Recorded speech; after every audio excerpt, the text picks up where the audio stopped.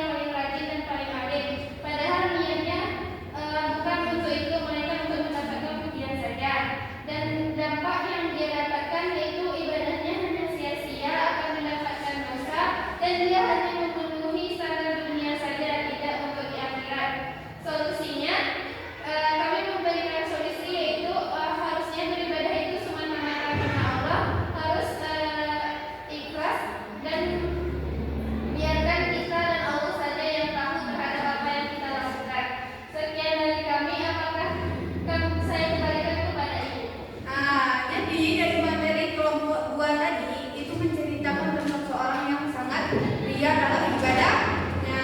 Jadi dia ini bukan hanya dari harta, tapi juga termasuk dengan ibadah. Seperti yang Ibu bilang pertama tadi, ibadah itu hanya kita dan Allah yang tahu. Jadi Ibu berikan kepada kelompok kita untuk bertanya kepada kelompok 2. Baik, Lydia, apa ya pertanyaannya, sampaikan ke kelompok 2. Baiklah, saya Lydia Sutri ingin bertanya kepada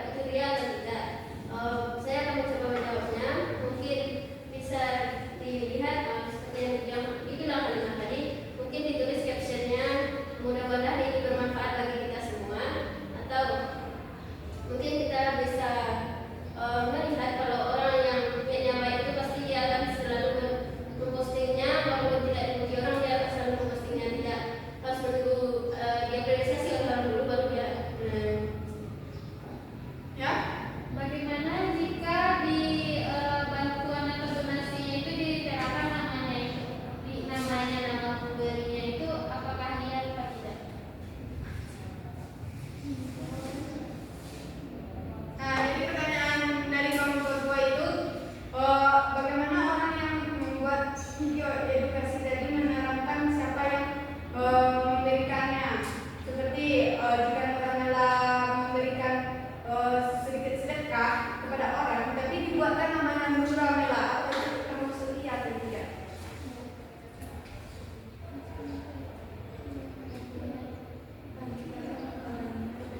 Baiklah, saya akan menjawabnya. Itu balik lagi kepada niatnya. Mungkin saja dia menulis itu agar orang lain itu ikut termotivasi gitu. Oke. Silakan kepada kelompok 2 menyimpulkan dari jawaban yang telah diberikan oleh kelompok 1. Seseorang itu memposting video tersebut tidak harus dipuji orang dulu di memposting, tapi dia terus memposting walaupun tidak dipuji orang lain. Oke. Baik, pada kelompok 3 Ibu silakan untuk mempresentasikan diskusinya tadi. Baiklah, saya akan membacakan hasil diskusi kami, yaitu Rizky adalah anggota Rohis yang terkenal aktif.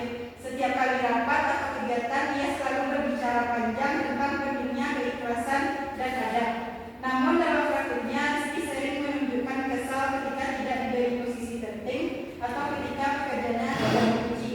Temannya merasa bahwa Rizky mengerjakan pekerjaan Rohis bukan karena Allah, tetapi karena ingin dihargai. Jadi itu cerita itu termasuk ria, karena cerita tersebut mengandung unsur ria di dalam cerita tersebut. Rizky aktif di Rohis dan sering berbicara tentang keikhlasan. Namun saat praktik ia malah ketika tidak diberi posisi penting dan senang saat dipuji. Temannya menilai bahwa ia melakukan kegiatan Rohis bukan karena Allah tetapi untuk dihargai. Jadi dampaknya bagi diri sendiri hati menjadi tidak tenang, dan dampaknya bagi organisasi menurunkan kekompakan aktif. Jadi solusinya selalu merasa menatap kembali niat sebelum melakukan kegiatan, mengurangi harapan terhadap penghargaan manusia. Sekian dari saya kembalikan kepada Ibu. Baik, dari kelompok 3 itu masalahnya yaitu seorang anak Rohis, satu Rohis, dia tuh menjalankan sesuai dengan aturan yang telah ada, tetapi dia tidak diberikan tempat yang sesuai dengan dirinya dan dia merasa sakit hati. Baik, Ibu minta untuk kelompok 1 bertanya kepada kelompok 3. Silakan perwakilan dari kelompok 1.